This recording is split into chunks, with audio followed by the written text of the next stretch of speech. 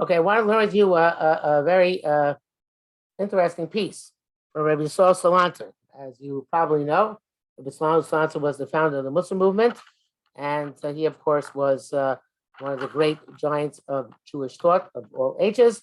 He lived in the mid 1800s, died around 1880, if I recall correctly. And we don't have that much from him, but we have letters which he wrote in the book about Sefer Or Yisrael, and this is one of the letters he wrote. It says here, "Gam b'zem atzatzi b'ksav yodo hakdosho." The Gemara Shabbos, Daf Chaf Aleph. My Chanukah. What is Chanukah? The Torah Rabbanim. We learned Chaf Hei b'Kislev Yomei Chanukah. The 25th day of Kislev, the day Chanukah starts. The days of Chanukah take place. Chulei Nasabon Nes. Chulei days took place 3 days. Shana Cheres, another year. Kavom Vasum Yom Tovim Ba'al Ba'ado. The following year, they made them Yom Tovim with Hallel and with praise of HaKadosh Baruch Hu. Ayin Sham. Yesh Lovin. Adlosu Gam Mishteh K'mo Purim. Why they make it a mishteh, a time of a joyous meal? There's no halacha of seuda by Hanukkah, just halavodah. There was also one here of a physical salvation of the Jewish people. Like the pasuk says, "Masati Yiborim B'Yad Chaloshin." In other words, it says that there obviously was a physical nace, not just a spiritual nace. So why is that something which we mentioned when we? Why is it not also Hanukkah, a day of a Suda? When Yon Sheish has beer me, Mamar Zal, Mamaram Zal, Gemara Moikon Daf Chafei. Ibnei Ma B'Nosav, one of Nosav shall Adam Mesim Shenkdanim. Why do a person's children die? Rachmana Litzlan, when they're minors. Obviously, they didn't sin. So Gemara says, "Neshlo Bacha B'Saba Adam Kasher." Person's children died because he himself did not express avelus when somebody who was a worthy person passed away. So how do we explain the correspondence? What's the midah k'neged midah? Somebody's children die as minors because he wasn't misabel on somebody who deserved to be deserved avelus. So it says, when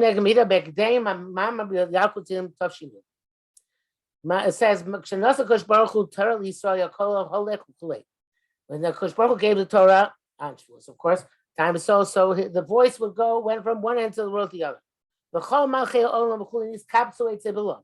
All the kings of the world gathered to Bilah.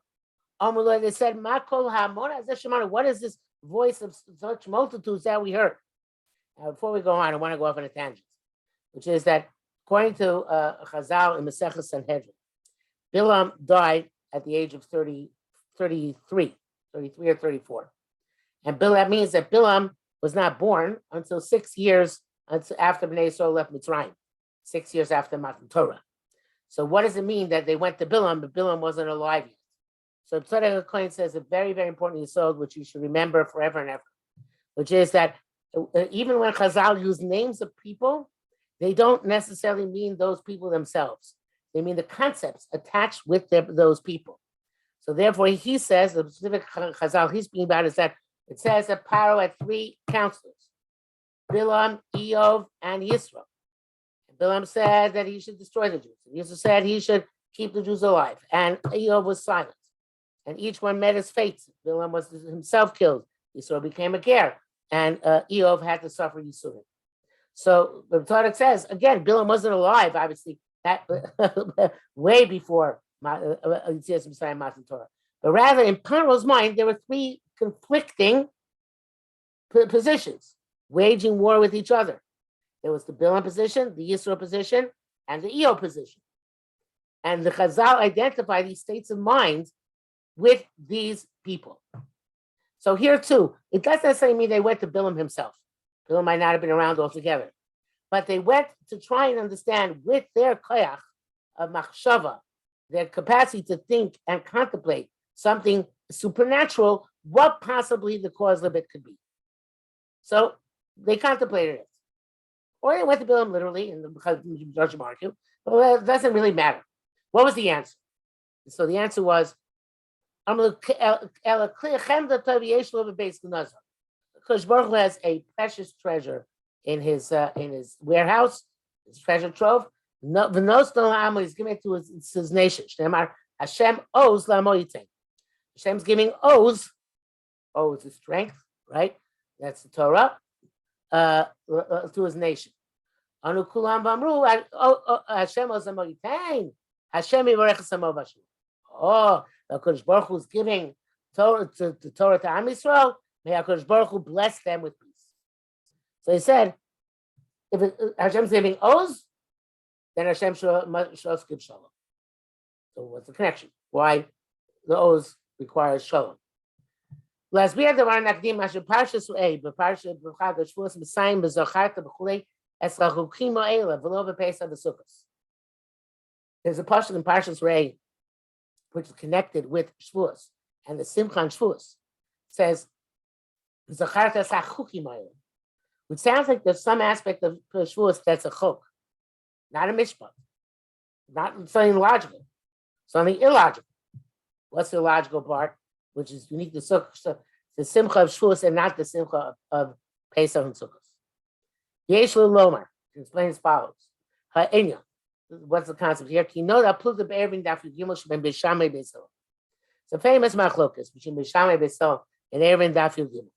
Im Nochlo Adam Shenibra Yosem Mishalonibra. It would have been more appreciated, easier for a person. Some people say, would translate better for a person if he was that he is it better for him that he was created, or would it better for him that it not be created? Nina Vagarma says that they argued this for 2.5 years, and then they took a vote and decided a person would have been noch to a person that he would not have been created more than he's created. And then the Gemara goes on and says, now that he's created, now that he's created, he should check out his deeds. In some way, some people say he should try and assess them. And the question of what the difference is in between mashmesh and yifashmesh, not for now. But amen, that's what he should do now that he is created. So of course, it's a very fascinating Gemara. A little bit depressing, of course. But Rav Hutner, and again, this is above in tangent, it's not Rabbi Yisroel learns it. Rav Hutner makes a deal. And he says that it doesn't say Tov lo adam shenibar yotzim shalom. Avada, for sure, it's better for a person. It's Tov lo adam shenibar. It's good, right? Because Baruch Hu only created us for home good. Noach means something else. Noach means would I have wanted to be would I have been wanted to be created in this world if I could have avoided it. And that's what it says. Yeah, everybody would have wanted to avoid being created in this world. They could have. World of pain, world of difficulty. Maybe it's good, but people would rather have it easy than have to undergo difficulty. So it's not Noach lo adam shenibar. Even if it's Tov lo adam shenibar, it's not Noach lo shenibar. Okay, but Yisroel is going on a much more basic level. So the question is, what's a person's relationship in this world? Tov, Noach, whatever it is, would a person rather be created or not? So he says, Ki agam shi b'vriyas adam yesh rebach harbe. Even though in creation man there's a lot of advantage. He must speak myself if he acts righteously. But damage is very, very possible. Most people in this world, they fail and they stumble and they do averos.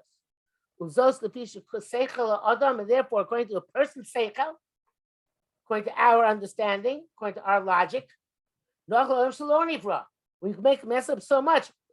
Probably better had we not been created. So it says an amazing thing. It says, by Matan Torah, there's a new creation. The kind of mitzvah to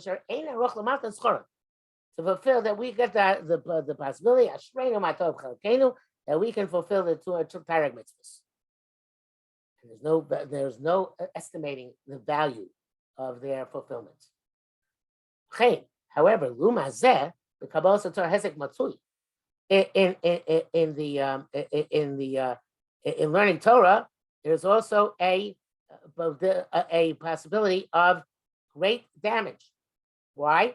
In keeping Torah, I know Torah because the big Torah which should be punished. The more mitzvahs I say, the mitzvahs I say. 365 lotas days, only 248 mitzvahs I say.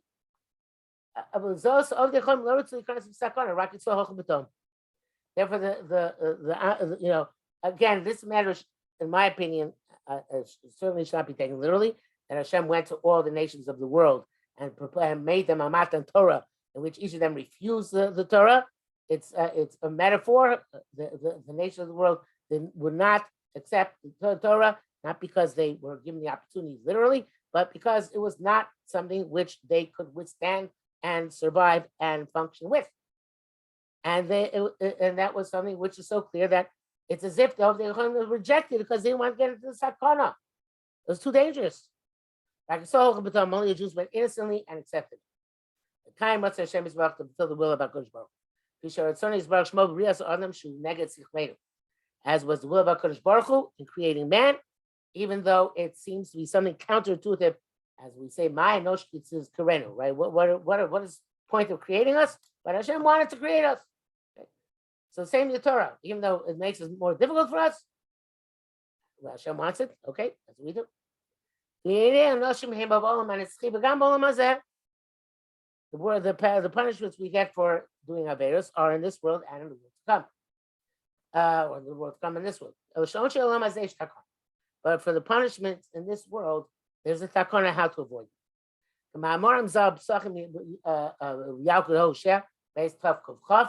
Gadol hashalom.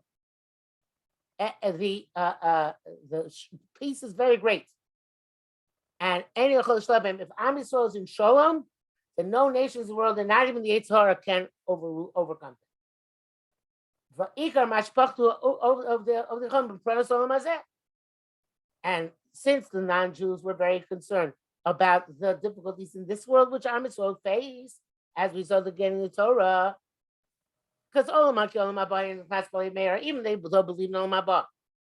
That's far off. People don't think of it so much. But if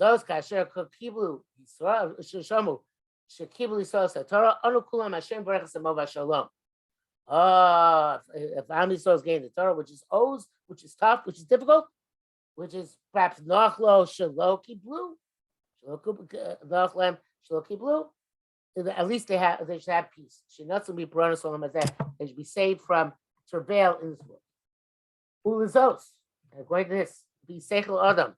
According to human intellect, ein makom l'smach Shavuos al kabbalas haTorah. There's no room to be happy on Shavuos. Why do anybody be happy on Shavuos?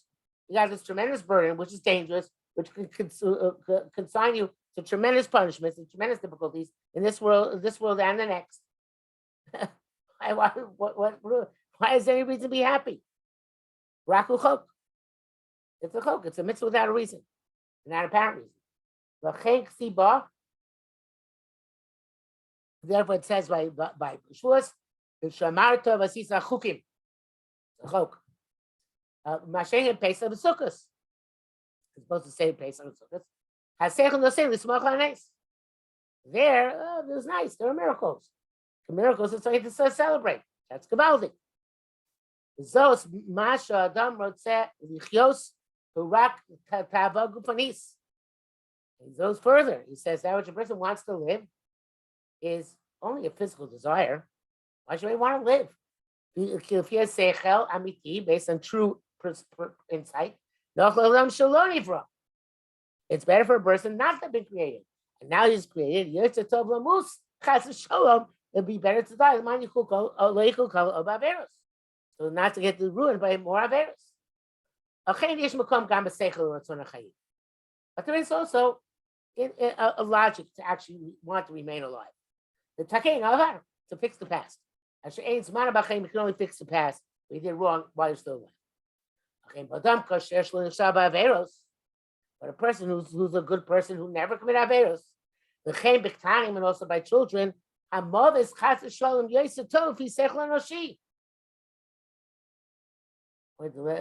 to human logic, that would be better for them. So they shouldn't mess up. Right? It says the Kosh Baruch Hu doesn't trust the person not to mess up until the day he dies. That's the Kosh Baruch Hu Yachid Shmot Tzadikim. He doesn't designate his name on any tzaddik. Except by Yitzchak Avinu, he said, okay, Yitzchak, because Yitzchak was blind. Yitzchak wasn't going to sin anymore. But by a normal person, there's always a chance it's going to mess up. So perhaps you should be taken away sooner. But the person nevertheless, because Baruch Hu wants it to be alive. For whatever reason, Hashem wants to be alive. Might not be to our advantage to be alive, but Hashem wants to be alive. But it would be easy for you not to be created. So the mitzvah to cry for a person who's a good person. Even though for him it's better to be dead. But we have to cry for him because Baruch Hu wanted him to be alive. Mida connected Mida. Mida connected Mida is Shalom Adam Kasher. Why did you not cry for a person who's a worthy person? Because it said logic dictates that since he was doing well, now's a good time for him to die. Because if he didn't die, maybe he'd mess up in the future. So Mida connected Mida, but amazing Shenktani, Mutov Lahem, his children die when they're young, because it's good for them, according to human intellect, to die when they're still innocent and free of sin. And that's the Mida connected Mida.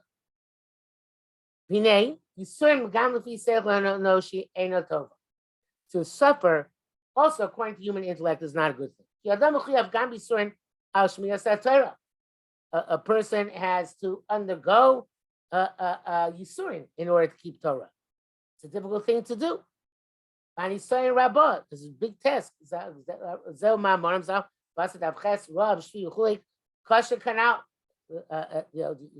Whatever afflictions you get, which are life-threatening, ongoing suffering is even worse.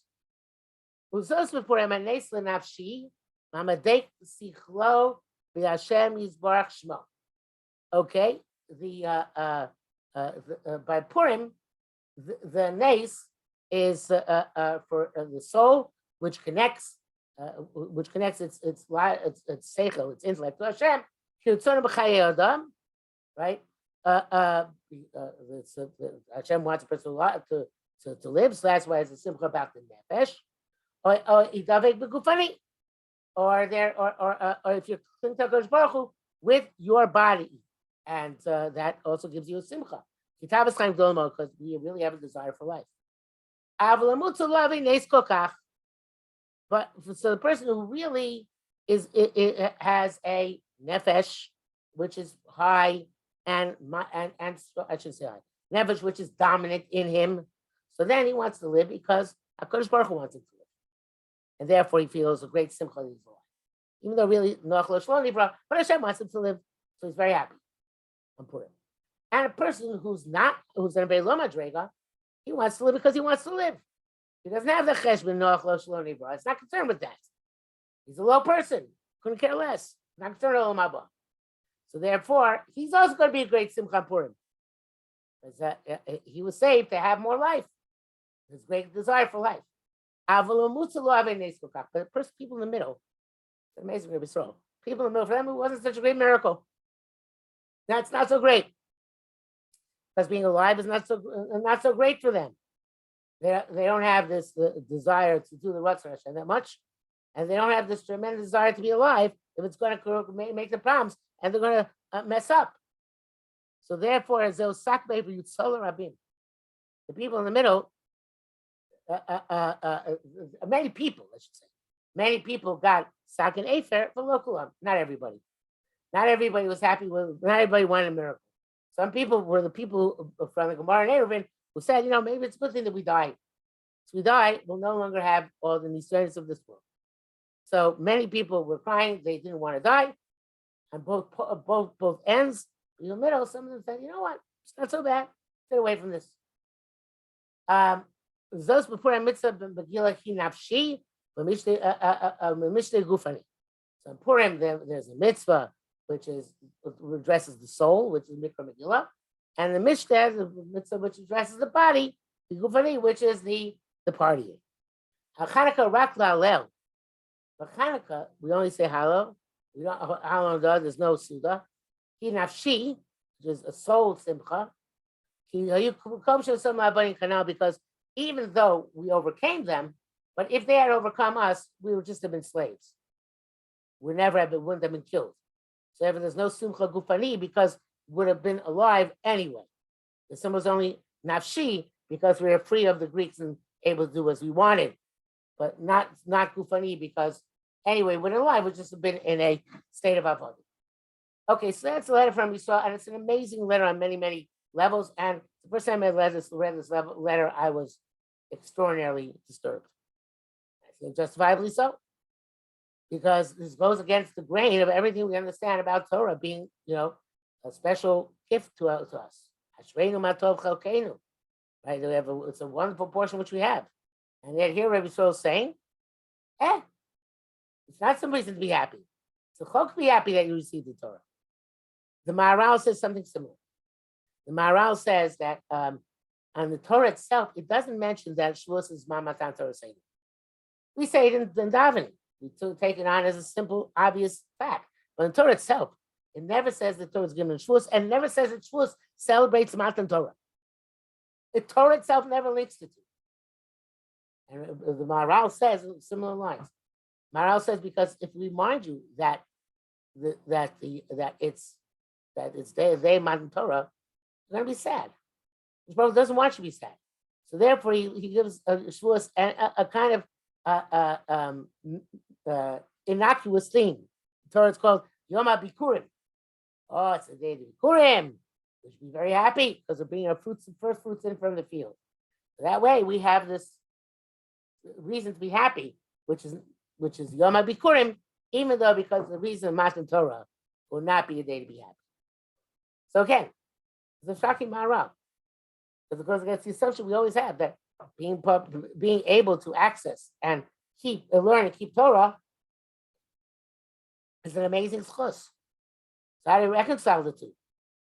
How reconcile Yisroel and Maharal with our own understanding, which has been inculcated into us from our earliest youth, that Torah is an amazing thing, right? Torah Hashem Tamima Meshivas Nafesh. Torah Hashem is whole and pure and it restores the soul. It is Hashem Namona Machimas Pesi, etc., etc. The Psukim go in Tehillim. How do we understand it? So, I think that there's a very simple approach. Of course, you can give any answer you want, and I'm not claiming that my answer is definitive, but this is what I would say. They have a principle, Kol Ascholas Koshes.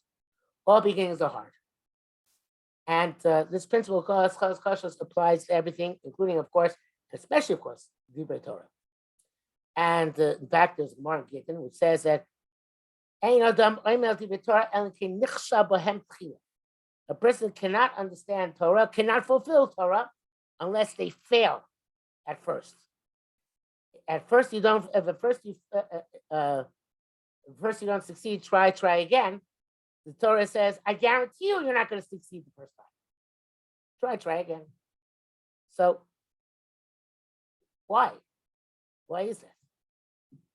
So there's a Tzaddik, which I believe we spoke about in past, at least in the past, who quotes always numerous times. He quotes the Zohar Kodesh, and the Zohar Kodesh says that there's no light which is as sweet a light as the light which comes out of the darkness. In other words, if you see a light at the end of a long tunnel, you feel a great simcha. But there's another pshat in the Zohar. The light that comes out of the darkness, not comes to dispel the darkness at the end of the tunnel, but you make light from the darkness. There is darkness, and you make light out of it. So in order to make light out of darkness, and that light is a much more powerful and sweet light than light which is always light, that's the first be darkness. It's first dark and then light. Without dark, there's no contrast, there's no light which comes afterwards. You want to appreciate the light without the dark. Without the dark, there's nothing from which to make the light. The raw material of light is darkness. You spin it into threads of light. And in fact, the Torah starts. First has to be nighttime, and then only afterwards morning. First has to be everything in disarray. Erev means things are mixed together. Only afterwards can there be light afterwards, which is fashioned from the comes out darkness and it's fashioned from the darkness. What the Torah does is it takes darkness and it makes it into light. But that darkness into light means that first there has to be darkness. First there has to be difficulty, failure, lack of success, misery, suffering. Only then, afterwards, can there be simcha and all the other things which come with having a sense of accomplishment and meaning and having done something which made a person a better person. So, by definition, anything good, because I would say basically they speak about Torah, Eretz Yisrael, are acquired by Yisroel. There's suffering which has to precede any type of accomplishment. Lefum tzara agra, based on the anguish, is the reward afterwards. Not just the reward, I'm going to give you a lollipop. It means a feeling, a sense of reward. I've accomplished something. So there's a difference between Shavuos and Simchas Torah. Shavuos is the day of Matan Torah. And it's a chok to be happy because you're just starting out. What are you going to? What have you accomplished? You have nothing. You just have choshech. Be happy anyway. But Simchas Torah is the time when you finish the Torah. You've mastered the Torah for the year. It's kind of like Zman Kabbalah's Torah. If you see the Torah, that's why Simchas Torah is a special madrig of Simcha. Because what we got on Shavuos, we work with until we were able to complete it and be able to accomplish it and be able to feel a great sense of joy, which comes after having suffered through something. And the suffering is something which builds a person and makes a person have more meaning in life. So in order, however, to be able to function with that darkness, right, which is because it's so difficult, you need to have shalom. That's what almost all said. It's an oath, it's a very strong thing, very dangerous thing. But if you have shalom, then it can actually be a powerful, positive tool. Why is that? Because most of the Torah is about Benom Chavero. As a matter of fact, the emphasis on Benom Chavero. Benom Makom is a relatively smaller significance to Benom Chavero. And the Benom Chavero, after Re'acha Kamocha Zeklal Godel B'Torah, is really what Torah is primarily about. How to deal with other people in the right way. It doesn't mean you have to go out and deal with them personally. You have to have the right attitude. You can be dealing with other people and doing great chasam with them just by learning Torah in your own room, doing mitzvahs in your own room, and saying, I'm doing this for Am Yisrael. It's, the Sfarim say before they do mitzvahs, they're not Sfarim, the Chassidim, say the Shem Yichud Brichu Shchinte, etc. Shem Kol Yisrael. I'm doing this mitzvah in the name of all of Israel, not my name only. When you function with Shalom, so then everything can work out harmoniously, and it's easier for the Shekhinah to come down, and it's easier for us to do our avodah, and we can then feel a sense of simcha. But first, let's be Shalom. Without Shalom, there is no capacity to have that connection with the Kodesh Baruch Hu. It's misery. It's difficult. So that's why Umas Olam, it's interesting that it says after the nations of the world are giving Am Yisrael bracha. It would seem that it means that they're aware that Am Yisrael has to function properly in order for the world to be sustained properly. So Am Yisrael has this great bracha from the Umas Olam. Hashem Oslam Vayitein Hashem Berechas Samov Hashalom. So that's one aspect of Shavuos. Not the Shavuos not mentioned in the Torah as being Matan Torah, but there's another aspect I want to finish with, which is that they're saying Rav Melech Kaplan gives a beautiful mashal, and I'm paraphrasing what he says, but it's remarkable. He says, Shavuos is the Yontif of Yitzchak Avinu. Yitzchak Avinu was, so to speak, introverted, and Shavuos is an introverted Yontif. It's sanua, it's neistic. It keeps to itself what's special about it. Kol kvudas bas melech pnima. Matan Torah part of it is internal. The external part is Yom Kippurim, but the internal part is Matan Torah, and it's kept to it keeps it quiet. And he says, Mashal Ma'adavar Doim. This is a very interesting mashal. And again, he doesn't say it exactly this way, but I'm paraphrasing. It says, let's say you say, not you specifically. Let's say a wife knows that the wedding, her and her husband's wedding anniversary is approaching. Right? She knows it's coming soon. And she's worried, is her husband going to remember the wedding anniversary or not? And she's so nervous, she drops some hints. She never says outright because that would defeat the purpose. But she drops some hints.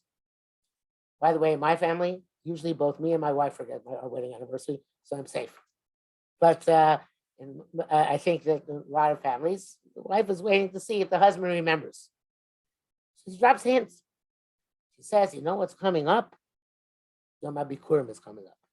Because Baruch Hu says to Am Yisrael, you know what's coming? Because Baruch Hu is the Kala, Am Yisrael is the Chos. Because Baruch Hu is the wife, Am Yisrael is the husband in this marshal. So Kosh Baruch Hu says to Am Yisrael, you know what? There's a holiday coming. Yom HaBikurim. Special day. But he doesn't give the inner reason. He doesn't say why. It gives a superficial reason.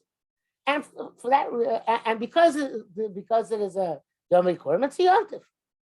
But it's up to Am Yisrael to come up and remember on its own. Oh, this is my anniversary. I better do something special for my wife, so to speak. So and it could be that's one of the reasons why we put flowers in shul on Shavuos. The Bro is very opposed to it. Says chukas hakoyim, but most people put flowers in shul on Shavuos. And we put flowers in shul is because it's an anniversary. Anniversary, you bring flowers. So it's more than that. It was Am Yisrael on its own came up with minhagim on Shavuos. Shavuos itself has no intrinsic minhagim. You can't bring bikurim on Shavuos because it's a yartif. You don't bring bikurim on yartif. There is a thing in the big Beis Hamikdash, the Shtei Alechem, a carbon of chametz, which in and of itself is a fascinating thing. Why is a carbon of chametz brought on Shavuos and not any other? No other mandatory carbon, no other and no private carbon except for a toda has chametz in it, but that too because of carbon toda. It could be that's why it's brought on Shavuos. We bring a toda to HaKadosh Baruch Hu. Again, what's the toda for? If we remember, we give the toda on the Torah. If not, it's really good.